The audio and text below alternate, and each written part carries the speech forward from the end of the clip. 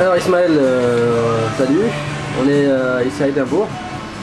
Donc tu avais un peu perdu de vue ces derniers temps, après ton transfert à Galatasaray, après tu étais à Troyes, et puis maintenant tu es ici à Hearts. Est-ce que tu peux nous raconter ton parcours depuis ce moment-là? Ouais, c'est vrai que après le départ à Galatasaray, j'ai fait un passage en France à Troyes pendant une petite période. Et donc pendant 6 mois, qui a été écourté jusqu'au mois de janvier. Et après un passage, donc un retour en Turquie, où j'ai fait encore 6 mois encore à Gücü. Et me voilà arrivé cet été à Heart of Midlothian en Écosse. Donc pourquoi ce petit passage à vide là quand tu es repassé en France Bon, comme j'ai expliqué à plusieurs reprises dans certains journaux, il y a eu donc j'avais 2 ans de contrat à Galatasaray et bon, j'ai eu quelques problèmes familiers et suite à ça j'ai dû rentrer en France le plus vite possible. Et bon, après je me suis entendu quand même avec le président de Troyes que si je devais partir le plus rapidement possible, il n'y avait aucun problème. C'est ce qu'on a réussi à faire. Et donc dès le mois de janvier, je suis reparti encore à Gücü, un club qui me voulait déjà à l'époque de Galatasaray. Et donc bon, là-bas j'ai fini la saison, la mission c'est de faire un maintien. Et le maintien, bon après il y a eu quelques petits problèmes de paiement. Donc Gücü sont réputés pour ça. Et après je suis arrivé à Heart of Midlothian avec l'entraîneur qui me voulait aussi pareil depuis un bon moment.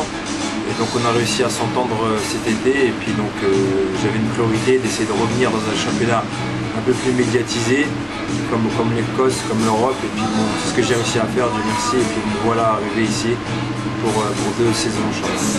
Donc tu as commencé la saison ici, et là on vient surtout te remarquer par rapport au but que tu as marqué contre le Celtic. Et ça a eu un retentissement un peu?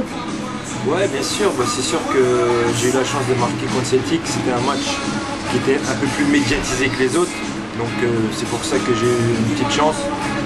Parce que bon, je pense que peut-être si j'aurais marqué contre une autre équipe, ça aurait été peut-être moins médiatisé. Et moi, Dieu merci, j'ai eu la chance de marquer contre Celtic et ça me fait plaisir, parce que ça permet de refaire parler de soi et puis de refaire un petit peu de médiatisation. Et ça fait toujours plaisir.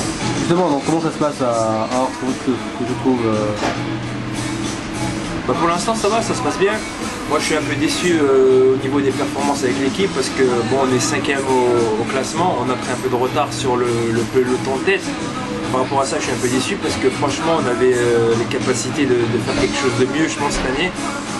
Donc par rapport à ça je suis un peu déçu, mais bon, il reste beaucoup de matchs et je pense qu'on a encore les capacités de revenir. Là on est revenu 5e au championnat et on a aussi 2 belles perspectives au niveau des coupes. On est qualifié en Coupe de la Ligue en demi-finale et mercredi, là, dans 2 jours, on joue en coupe d'Écosse. Donc j'espère, on a un objectif, j'espère d'aller au moins en finale d'une des 2 coupes, Inch'Allah. Et puis pourquoi pas essayer de remporter une des 2 coupes et de revenir au mieux au championnat dans le trio, pourquoi pas dans le trio de tête, on va pas changer. Donc vous avez fait t'as fait plusieurs championnats, tu as fait l'Allemagne, tu as fait la Turquie, l'Algérie, la France. À quel niveau tu te situes un peu le championnat d'Écosse? Moi je pense que bon, le championnat d'Écosse c'est un championnat différent parce que c'est vrai que c'est un championnat assez physique. Hein, c'est un peu comme l'Angleterre, assez physique, mais après je pense que c'est vrai qu'il y a un peu le temps de tête qui se dégage quand même avec 3, 4, 5 équipes. Et après je pense que les autres c'est un peu plus en dessous. Donc voilà, je pense que c'est un peu comme la Turquie, tu vois, tu as des équipes de tête qui sont vraiment pas mal. Et après tu as les équipes qui finissent la marche qui sont un peu de moins bon niveau. Mais bon, après c'est un championnat tout à fait honorable. Hein. Au niveau de la ferveur, tu as connu la Turquie, l'Algérie, l'Allemagne, c'est où il y a le plus de ferveur? Non, je pense que honnêtement Mehdi, le plus, il y avait l'Algérie déjà avec les supporters du Mouloudia qui étaient vraiment impressionnants. Et après je pense qu'il y a aussi la Turquie qui est vraiment pas mal. Hein. Je sais pas si tu as eu l'occasion d'y avoir des matchs en Turquie, mais c'est vraiment extraordinaire. Mais bon, ça va, ici à domicile, les supporters ils sont pas mal aussi. Dans des bons matchs et les bons derbies, ils sont tous aussi là et ils sont aussi pas mal. D'accord. Ok, donc juste pour revenir maintenant à un sujet comme l'équipe nationale. Tu as suivi un petit peu le parcours ces derniers temps. Depuis qu'ils ont gagné contre le Sénégal, ils sont partis sur une bonne dynamique.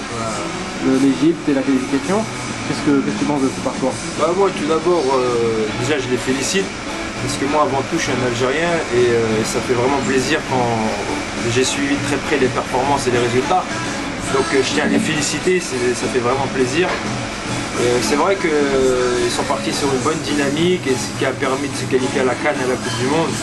Et bah franchement ça fait plaisir parce que ça faisait vraiment longtemps qu'on attendait ça et on avait vraiment besoin de ça pour le pays. Et pour la dynamique du pays et du football algérien, donc ça fait vraiment plaisir.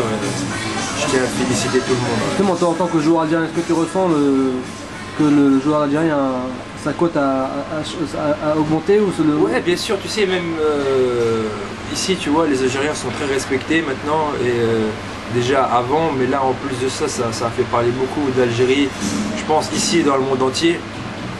Et c'est sûr que maintenant, je pense qu'on va remonter dans l'estime des footballeurs et des gens dans le monde entier.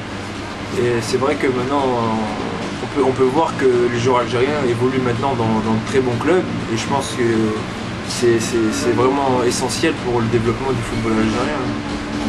Les observateurs ont remarqué que le point fort de cette équipe d'Algérie actuellement, c'est la défense.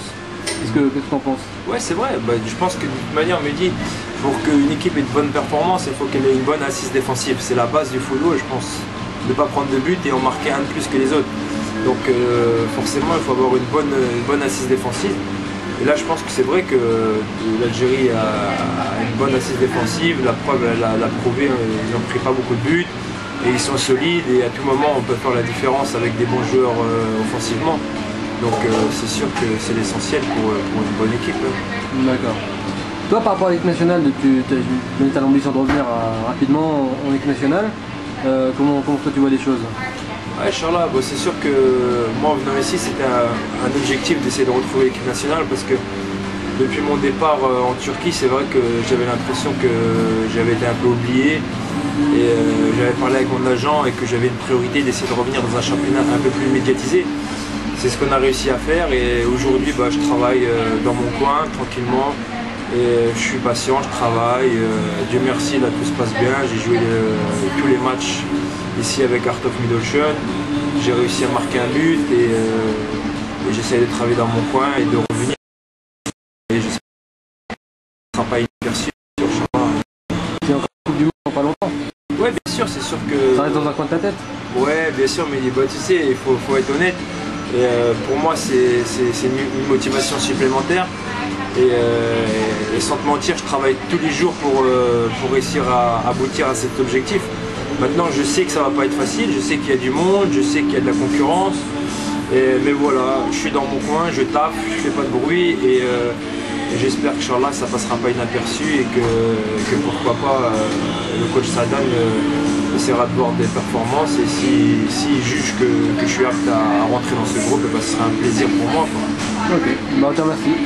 De rien, avec plaisir.